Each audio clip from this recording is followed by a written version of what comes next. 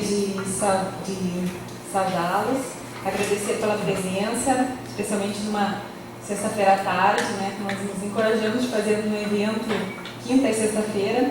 Então, agradeço mais uma vez a presença de todos aqui. Eu preparei preparei um PowerPoint com as principais ideias da minha fala em inglês para que os nossos convidados que não falam português possam entender. I prepared some slides in English with the main topics I will address here, so as you can understand a little bit what I will talk about. Okay? I'm sorry for not speaking in English. Ok. Então, a minha fala, ela parte da seguinte premissa. Que há uma relação entre a lógica da colonialidade, a negação de direitos humanos e a depreciação de determinados seres que não são considerados plenamente humanos. Então, existe uma relação de interdependência entre esses três fenômenos. Então, na verdade, situações concretas no Brasil e no mundo motivam essa investigação, motivam essa hipótese da qual eu parto, né? Então, o Brasil, por exemplo, é um país com altas taxas de homicídio, né? 30 mil por ano, sendo que 77% das vítimas são negros, conforme a Anistia Internacional. No Brasil, também, segundo o censo de 2010, havia mais ou menos 13 milhões e 400 mil pessoas com ensino superior. Destes 13 milhões e meio, 9 milhões e 800, ou seja, 73%, eram brancos. 3 milhões e 310 pretos e pardos, ou seja, 24,5%, uma população em que metade é afrodescendente, a outra metade é branca, indígena ou amarela, como o censo coloca. Além disso, segundo as Nações Unidas, os povos indígenas somam mais de 370 milhões de pessoas vivendo em 90 países. Constituem 5% aproximadamente da população mundial, de acordo com o Fundo Internacional de Desenvolvimento Agrícola, constituem 15% dos pobres do mundo e 1/3 dos extremamente pobres. Então, são alguns exemplos, pouquíssimos exemplos que eu trago aqui, mas que revelam que a lógica a dificuldade no acesso a direitos parece não atinge de forma indiscriminada todos os seres humanos, mas segue uma lógica que eu vou tentar desenvolver aqui com vocês. Bom, então eu separei minha apresentação primeiro para trabalhar a questão da lógica da colonialidade, que é a lógica da colonialidade. Em segundo lugar, para trabalhar a questão sobre quem é o sujeito de direitos humanos. E em terceiro lugar, por que determinados seres são menos humanos. Então, a primeira parte sobre a lógica da colonialidade. A colonialidade, então, é um conceito cunhado por Aníbal Quijano, um sociólogo peruano, que aponta a permanência conflitiva da relação e do domínio colonial, que se iniciaram em 1492 e evidencia uma estrutura ou matriz de poder colonial que parte dos interesses do capitalismo no marco da modernidade e que perpassa praticamente todos os âmbitos da vida. Ao contrário do colonialismo, a colonialidade não acabou com o fim das administrações coloniais e a formação dos Estados-nação na periferia não significa que vivemos em um mundo descolonizado e pós-colonial. Assistimos, melhor, a uma transição do colonialismo moderno à colonialidade global. Um pouco daquilo que víamos hoje com o professor César Rossi, quando nos falou das próprias relações da China, uma espécie de subimperialismo, né? Então, mostrando que a colonialidade ela continua presente, mesmo que não seja uma prática de poder da Europa ou dos Estados Unidos, né? Ainda é uma lógica de uso do poder, ou de exercício do poder. A colonialidade, segundo a partir do conceito cunhado por Quijano, ela vai se expressar ao menos em 3 eixos, né? Do poder, do saber e do ser. A colonialidade do poder, então, indica que o modelo de poder global hegemônico parte e reforça a classificação social baseada na hierarquia racial e sexual, formando e distribuindo identidades sociais em escala de superioridade e inferioridade: brancos, mestiços, índios, negros. O conceito de raça, que joga um papel importante para esse conceito, ele mantém uma escala de identidades sociais com o branco masculino no topo e os índios e negros nos patamares inferiores. Esse padrão de poder tem servido aos interesses tanto da dominação social quanto da exploração do trabalho sob a hegemonia capitalista. Que ramo explica que os povos conquistados e dominados foram postos numa situação natural de inferioridade e, consequentemente, também seus traços fenotípicos, suas descobertas mentais e culturais. Desse modo, raça converteu-se no primeiro critério fundamental para a distribuição da população mundial nos níveis, lugares e papéis na estrutura de poder da nova sociedade moderna. As novas identidades históricas produzidas sobre a ideia de raça foram associadas à natureza dos papéis e lugares na nova estrutura global de controle de trabalho. Assim, ambos os elementos, raça e divisão do trabalho, foram estruturalmente associados, reforçando-se mutuamente, apesar de que nenhum dos dois era necessariamente dependente do outro para existir ou para transformar-se. Desse modo, impôs uma sistemática divisão racial do trabalho. A distribuição racista do trabalho no interior do capitalismo colonial moderno manteve-se ao longo de todo o período colonial. A partir desse conceito de colonialidade do poder deriva um outro conceito, que é a colonialidade do ser. Tá? Então, como consequência desse poder de matriz colonial, o ser também é colonizado.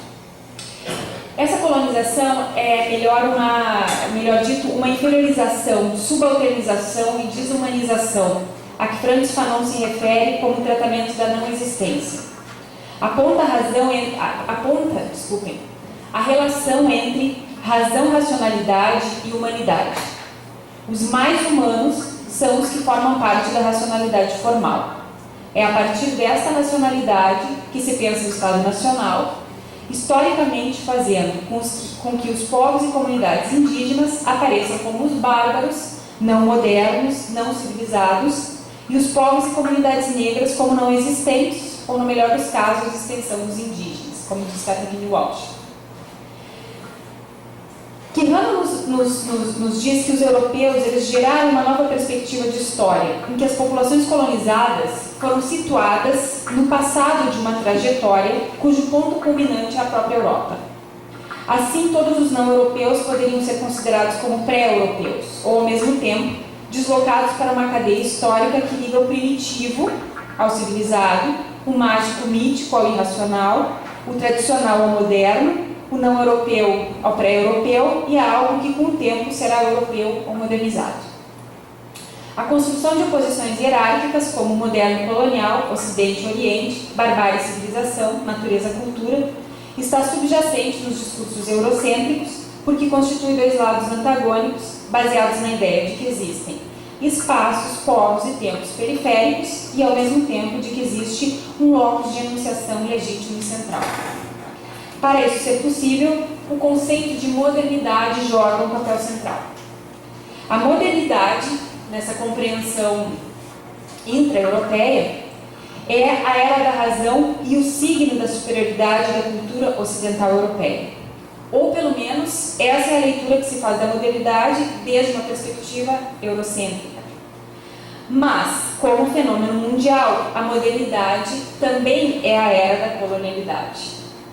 Como propõe o descolonialismo, a colonialidade é a outra face da modernidade, é a face obscura da modernidade. Jogando esse papel fundamental, a modernidade jogando esse papel fundamental para o conceito de colonialidade, nos leva a um terceiro eixo, que é a colonialidade do saber, ou a colonialidade do conhecimento. Por quê? Porque o autorretrato da modernidade fez-se num primeiro momento pelo contraste com a ideia de primitividade, né? Já naquele primeiro encontro de Cristóvão Colombo com os índios, né?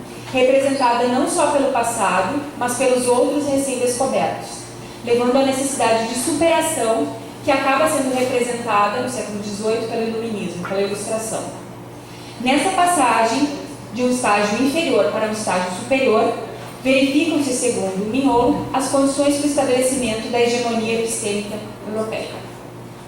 Eduardo Mendieta observa que a produção do conhecimento pressupõe a existência de sujeitos autorizados a enunciá-lo e outros que são sujeitados, isso é, que ocupam a posição de espectadores ou que são relegados à condição de objetos de conhecimento. Nesse contexto, alguns têm credibilidade epistêmica e outros não possuem legitimação para fazer reflexões teóricas válidas. Quem fala e quem está autorizado a falar sobre os outros ocupa um lugar epistemologicamente privilegiado. A expansão colonial europeia, então, não provocou apenas a expansão global de seu domínio econômico e político, mas as concepções epistemológicas em todas as suas vertentes, desde a concepção de razão instrumental até as teorias políticas de governo. O posicionamento do eurocentrismo como a perspectiva única do conhecimento, a que descarta a existência e viabilidade de outras racionalidades epistêmicas e outros conhecimentos que não sejam os dos homens brancos, europeus ou europeizados.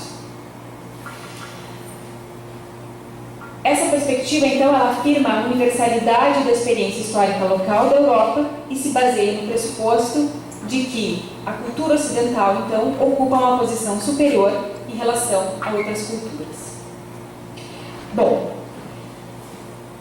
isso tudo para que nós consigamos entender um pouco como é que se constrói a figura clássica do sujeito de direitos humanos, né? Na construção das teorias mais conhecidas, clássicas, ortodoxas ou influentes, dominantes, hegemônicas sobre direitos humanos, observa-se, então, muito presente a lógica da colonialidade do saber. Razão porque se convencionou, inclusive, pensar e compreender os direitos humanos como um produto exclusivo da cultura e do esforço político do Ocidente, sendo que os outros povos, as outras culturas, em nada contribuíram para a construção desse ideal emancipatório da humanidade. Então, segundo uma leitura mais tradicional dos direitos humanos, os direitos humanos foram criados, desenvolvidos na Europa, no Iluminismo, e depois exportados para o resto do mundo. Então, segundo o conteúdo desse discurso dominante, eu vou resumir, vou fazer um resumo muito sucinto, né, em função do tempo, mas que vai nos ajudar um pouco a discussão que eu quero travar. Então, segundo essa concepção, os direitos humanos constituem pretensões fundamentais, básicas de todo ser humano. Até aqui tudo bem. Esses direitos decorrem da natureza intrínseca a todos os indivíduos humanos. Esses indivíduos são todos iguais. A natureza humana radica-se em uma específica capacidade humana, a racionalidade. Os seres racionais, caracteristicamente humanos, portam uma dignidade que decorre de sua capacidade de deliberar, decidir e escolher livremente. O fundamento dos direitos humanos é a dignidade humana, e essa dignidade decorre da racionalidade. O indivíduo humano racional porta um valor moral intrínseco que justifica a titularidade de direitos que podem ser sintetizados no exercício da liberdade. Portanto, a concepção que sustenta o discurso dominante dos direitos humanos é o individualismo. Ideia segundo a qual os indivíduos são concebidos como entidades autônomas dotadas de razão e consciência.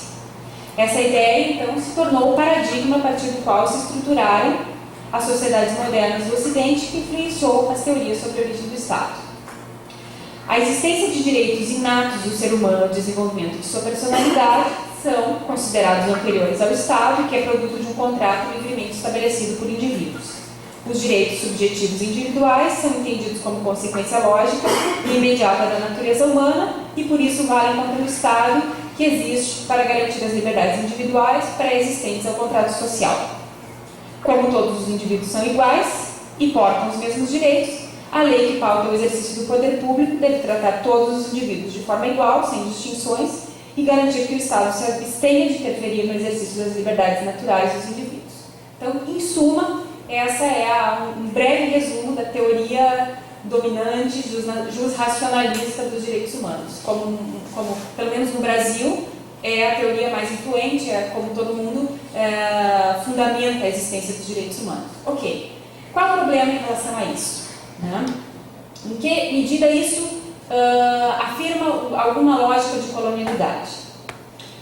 Bom, primeiro, qual é o significado da ideia de racionalidade construída na filosofia moderna? Então, existe na aparente abstração do discurso sobre a racionalidade moderna. A racionalidade moderna ela aparece como um atributo especificamente humano que nos torna capazes de pensar e de discernir entre o verdadeiro e o falso, o certo e o errado e, por que não, entre o belo e o feio. A racionalidade moderna, então, como já dizia Weber, ela vai ser uma espécie de cálculo que mede os fins a serem atingidos pelos meios adequados. E depois, já na escola de Frankfurt, Horkheimer vai falar em razão instrumental, né, que nas sociedades ocidentais se traduzem no conhecer para dominar e controlar a natureza e os seres humanos. De uma aparente abstração perceptível, né, em tese, em todos os indivíduos da espécie humana, a racionalidade, na verdade, se tornou uma forma específica de se fazer humano e a razão um atributo próprio de apenas alguns indivíduos. Racional, portanto, é o homem que faz, que tecniciza, que produz, que manipula. Olhamos um rio e pensamos na usina hidrelétrica. Olhamos o boi e pensamos no filé ou no sapato. Olhamos o outro e pensamos em como ele poderá nos ser útil.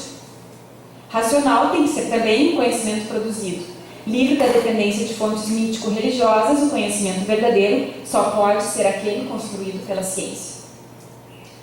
Se o que define alguém como um ser humano é a sua racionalidade, e se desta deriva um valor incondicional de cada indivíduo, como então entender aquilo que Mignolo aponta em um de seus textos? Abro aspas.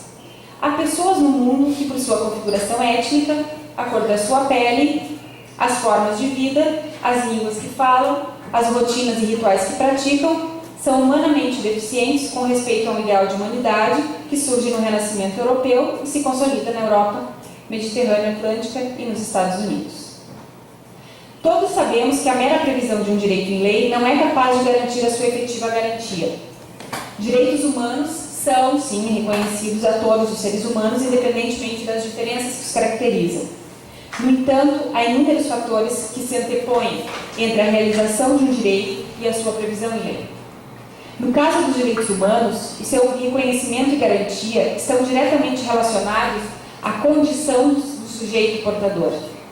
Quanto mais próximo do padrão de humanidade construído pelo discurso liberal, racional e individualista, menores são as possibilidades desse sujeito ter os seus direitos violados.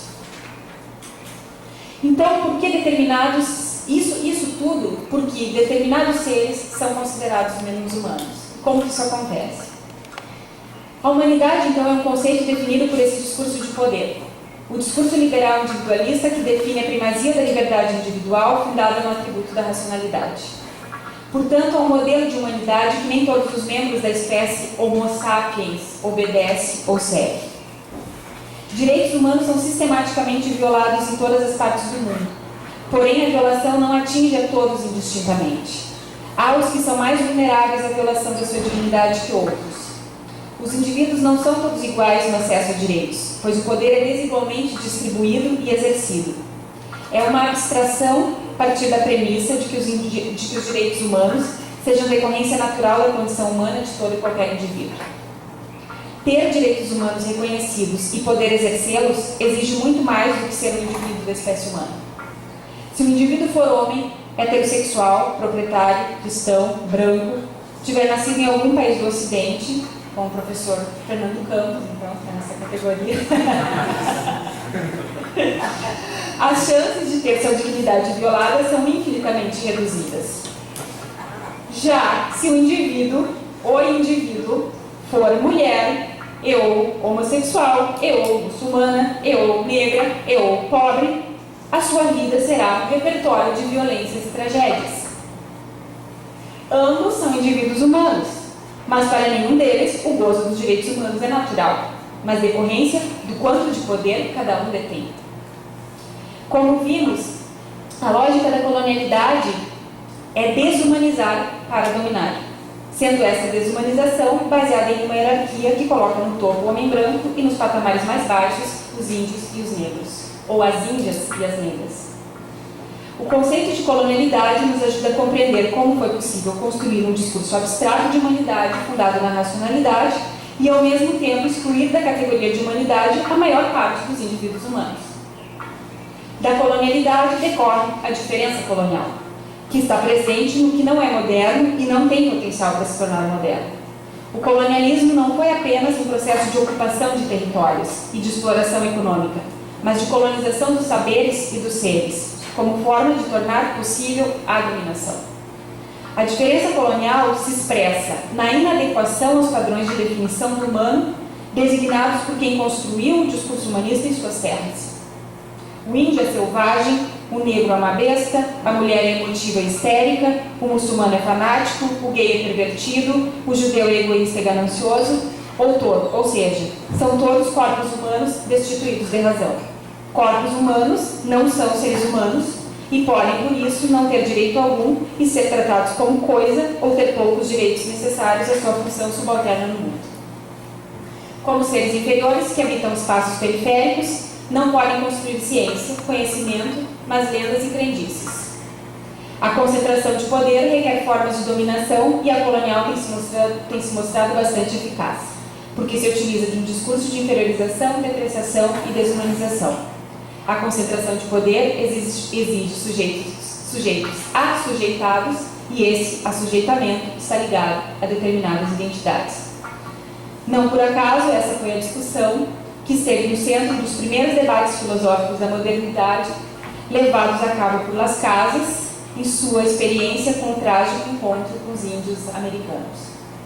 E agora, para concluir mesmo, o problema, então, que eu trago aqui é que a hipótese então, que eu sustento nessa fala é que o problema da violação dos direitos humanos tem relação direta com a definição do humano, que é o sujeito desses direitos.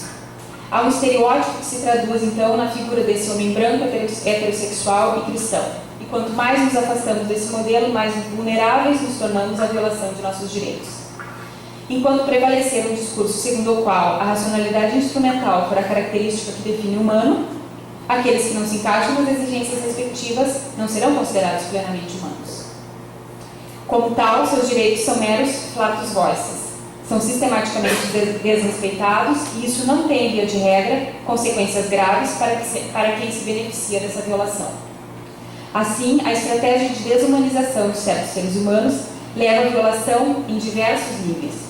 Não apenas na violência extrema e agonizante que atingiu os mineiros sul-africanos no vídeo mostrado pelo Tcheco ontem, mas também no preconceito silencioso ou velado, em que um mero olhar de desprezo ou estranhamento é capaz de tornar interditos para um índio ou para um cigano um ambiente como uma universidade, um condomínio fechado ou um salão de beleza. Acredito que o respeito aos direitos humanos passa primordialmente pela rediscussão dessa questão filosófico-antropológica fundamental. Quem é o humano dos direitos humanos? E isso requer a descolonização do conhecimento em diversos níveis. Obrigada.